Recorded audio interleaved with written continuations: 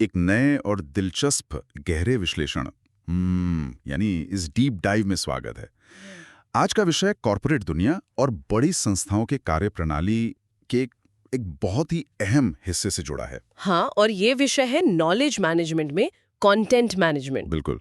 और इस deep dive का मकसद बहुत ही स्पष्ट है। मतलब ये गहराई से समझना कि कैसे बड़ी बड़ी संस्थाएं और ऑर्गेनाइजेशंस अपने ज्ञान या नॉलेज का निर्माण करती हैं। और सिर्फ निर्माण ही नहीं, उसे संभालती कैसे हैं और सबसे जरूरी बात, उसका सही उपयोग कैसे करती हैं। सही कहा आपने, ये बिल्कुल सही परिप्रेक्ष्य है। अगर गहराई से देखा जाए तो कंटेंट मैनेजमेंट असल में नॉलेज मैनेजमेंट की नींव है। उसका फाउंडेशन है। अक्सर लोग नॉलेज मैनेजमेंट को सिर्फ फाइलें सेव करने से जोड़ लेते हैं ना। हाँ, कॉर्पोरेट जगत में ये एक बहुत बड़ी गलतीफहमी है कि हर तरह का डेटा, हर एक ईमेल और हर एक रिपोर्ट को बस एक सर्वर पर जमा कर लेना ही नॉलेज मैनेजमेंट है। बिना एक मजबूत कंटेंट मैनेजमेंट सिस्टम के कोई भी संस्था अपने ही बनाए गए डेटा के जाल में इस कदर उलझ सकती है कि काम आसान होने की बजाय और जटिल हो जाए। Okay, let's unpack this. चलिए शुरुआत करते हैं कंटेंट लाइफ साइकिल से, यानी कंटेंट के जीवन चक्र से। ये बहुत ही महत्वपूर्ण हिस्सा है इस प्रेजेंटेशन का। प्रेजेंटेशन में इस लाइफ साइकिल के 6 बहुत ही स्पष्ट चरण या स्टेजेस बताए गए हैं। अगर किसी भी जानकारी को एक सिस्टम का हिस्सा बनना है तो उसे इन 6 रास्तों से गुजरना ही होता है, जिसमें सबसे पहला चरण है क्रिएशन। हाँ, क्रिएशन यानी नया कंटेंट बनाना, और इसके तुरंत बाद आता है कलेक्शन। लेकिन यहाँ एक सवाल उठता है, क्रिएशन और कलेक्शन में असल में क्या फर्क है? क्या ये दोनों एक ही बात नहीं है? ये एक बहुत ही अच्छा सवाल है। देखिए, क्रिएशन का मतलब है किसी बिल्कुल नई जानकारी को जन्म देना, जैसे किसी नए विषय पर रिसर्च पेपर लिखना, कोई नई पॉलिसी ड्राफ्ट करना या डिजिटल मीडिया के जरिए कोई नया ट्यूटोरियल बनाना। मतलब शून्य से शुरुआत करना। बिल्कुल। वहीं दूसरी तरफ कलेक्शन का मतलब है मौजूदा जानकारी को इकट्ठा करना। किसी भी बड़ी संस्था में बहुत सारा डेटा पहले से मौजूद होता है, कुछ इंटरनल रिकॉर्ड्स में, हाँ, कुछ अलग अलग विभागों के साइलोस में और कुछ बाहर के एक्सटर्नल डेटाबेस में। तो कलेक्शन के इस चरण में उस बिखरी हुई जरूरी जानकारी को एक जगह एग्रीगेट किया जाता है ताकि उसका एक संपूर्ण चित्र या होलिस्टिक व्यू मिल सके। सही कहा। और जब डेटा बन गया और इकट्ठा हो गया, तब आता है तीसरा चरण, जो है ट्रांसफॉर्मेशन।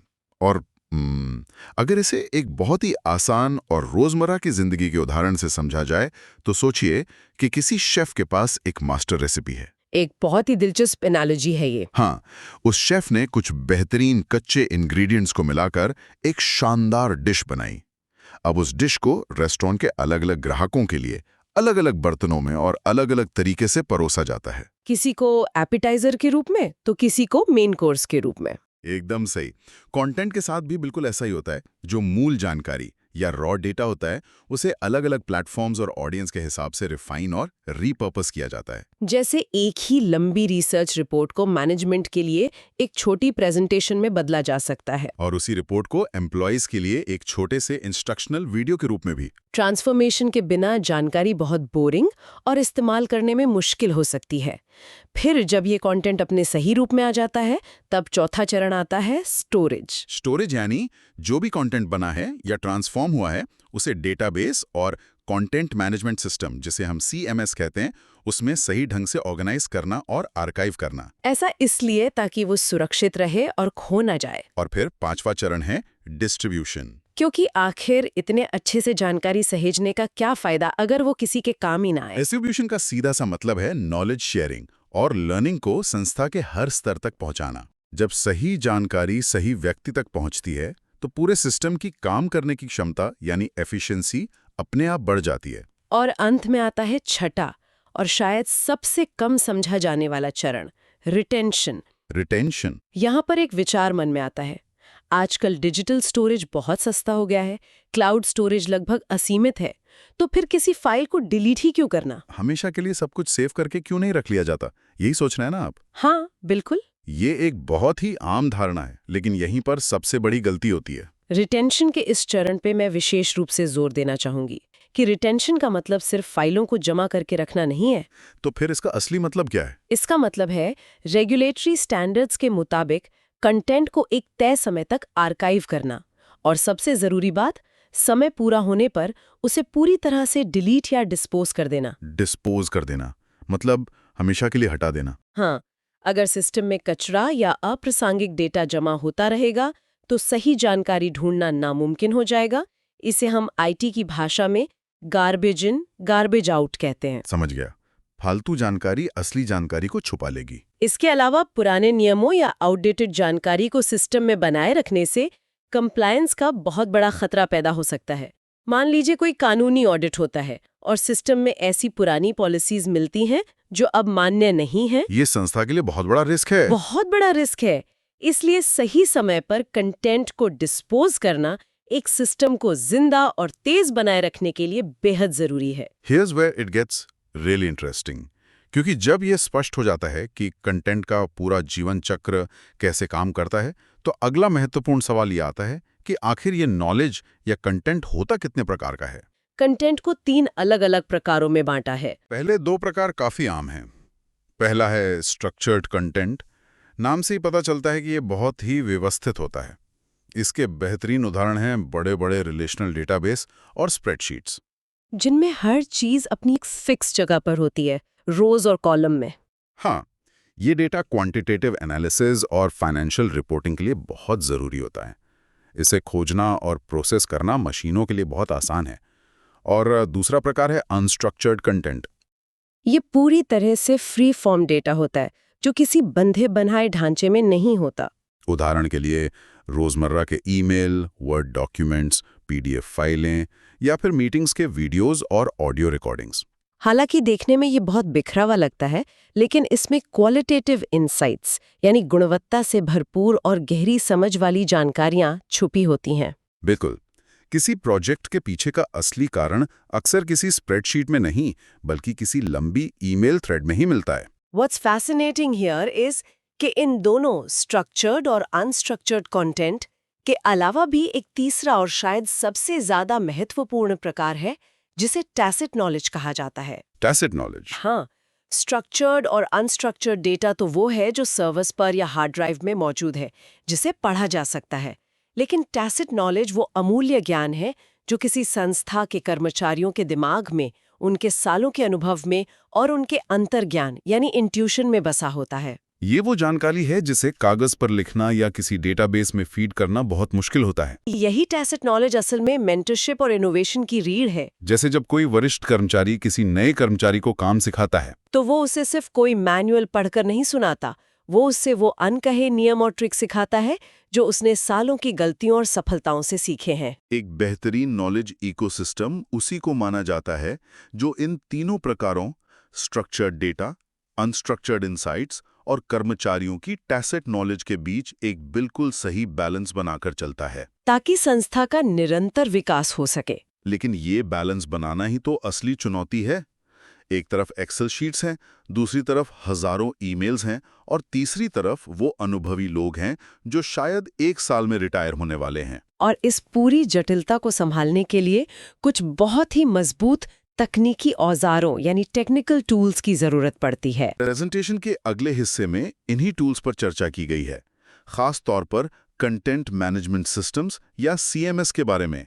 इसमें शेयरपॉइंट, ड्रूपल और वर्डप्रेस जैसे मशहूर प्लेटफॉर्म्स का उदाहरण दिया गया है। इन टूल्स के 4 मुख्य फायदे बताए गए हैं। पहला फायदा तो बिल्कुल सीधा है, क्रिएशन और स्टोरेज, यानी डिजिटल एसेट्स को बनाना और उन्हें एक जगह सुरक्षित रखना। लेकिन इसका दूसरा फायदा बहुत दिलचस्प है, जिसे वर्कफ्लो ऑटोमेशन कहा गया है। क्या ये वही चीज है जो हमें ईमेल्स के लंबे जंजाल से आजादी दिलाती है? बिल्कुल सही पकड़ा आपने। वर्कफ्लो ऑटोमेशन का मतलब है किसी भी काम के आगे बढ़ने की प्रक्रिया को स्वचालित कर देना। पुराने समय के कॉर्पोरेट स्ट्रक्चर को अगर याद करें, किसी एक कॉन्ट्रैक्ट या पॉलिसी को अप्रूव कराने के लिए एक फाइल को ईमेल में अटैच करके 10 अलग-अलग लोगों को भेजना पड़ता था। और कोई जवाब देना भूल गया तो प्रोसेस हफ्तों तक अटका रहता था। CMS के अंदर वर्कफ्लो ऑटोमेशन इस पूरी प्रक्रिया को आसान बनाता है। फाइल सिस्टम में अपलोड होती है और सिस्टम खुद ब खुद सही व्यक्ति को रिमाइंडर भेजता है कि आपको ये फाइल अप्रूव करनी है। इससे ना सिर्फ समय बचता है, बल्कि जवाबदेही या अकाउंटेबिलिटी भी तय होती है। ये तो सच में काम को बहुत तेज कर देता है। और इसका तीसरा फायदा है वर्जन कंट्रोल, जो कि बहुत ही जरूरी फीचर है। अगर इसे एक मजेदार तरीके से देखा जाए तो ये डॉक्यूमेंट्स के लिए एक टाइम मशीन की तरह है।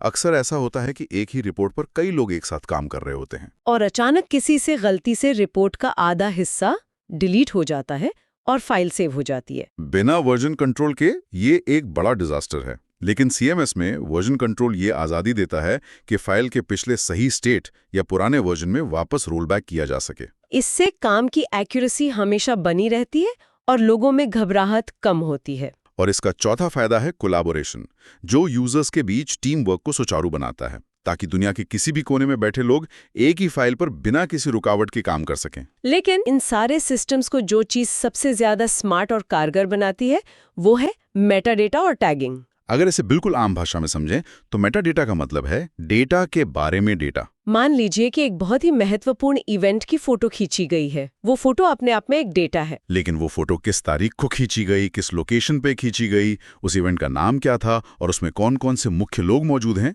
ये सारी अतिरिक्त जानकारी मेटाडेटा है। डिजिटल वर्ल्ड में ये कीवर्ड्स और टॉपिक्स के आधार पर फाइलों का वर्गीकरण या कैटेगराइजेशन करता है। और ये मेटाडेटा सिर्फ फाइलों को बैकएंड पे सजाने के लिए नहीं होता है। मेटाडेटा किसी भी सीएमएस की असली ताकत है, क्योंकि ये सीधे तौर पर सर्चेबिलिटी को कई गुना बढ़ा देता है। कल्पना कीजिए कि किसी संस्था के सर्वर पर 25 लाख डॉक्यूमेंट्स हैं। बिना मेटाडेटा के उस पहाड़ में से 1-2 साल पुरानी विशिष्ट रिपोर्ट खोजना भूसे के ढेर में सुई खोजने जैसा है। लेकिन अगर उस रिपोर्ट में सही टैग्स और मेटाडेटा लगे हैं तो वो 1 सेकंड में स्क्रीन पर आ जाएगी। इसके साथ ही मेटाडेटा कंटेंट को एक कॉन्टेक्चुअलाइजेशन देता है। इसका मतलब है कि सर्च रिजल्ट सिर्फ एक फाइल नहीं देता, बल्कि ये भी बताता है कि वो फाइल किस संदर्भ में बनाई गई थी और किस प्रोजेक्ट से जुड़ी है। इसका सीधा परिणाम होता है एफिशिएंट रिट्रीवल। यानी लोग अपना कीमती समय फाइलें ढूंढने में बर्बाद नहीं करते, बल्कि उन फाइलों में मौजूद जानकारी को पढ़कर फैसले लेने में लगाते हैं। ये प्रोडक्टिविटी को बहुत बड़े स्तर पर बढ़ाता है। बिल्कुल। और जब इतनी सारी जानकारी इतने अच्छे मेटाडेटा के साथ ऑर्गेनाइज हो जाती है तो उसे हवा में नहीं छोड़ा जा सकता। उसे एक सुरक्षित और सेंट्रलाइज्ड जगह पर रखना होता है। यहीं से नॉलेज रिपोजिटरीज का कॉन्सेप्ट सामने आता है।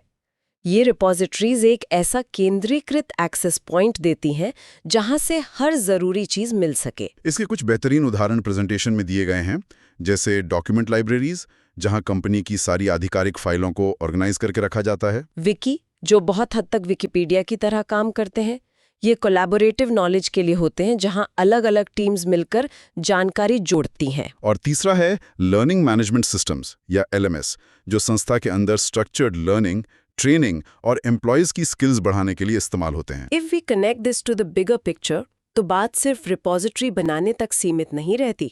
जब किसी संस्था के पास इस तरह का विशाल ज्ञान का भंडार हो जाता है तो उसे संभालने के लिए एक बहुत कड़े अनुशासन की जरूरत पड़ती है।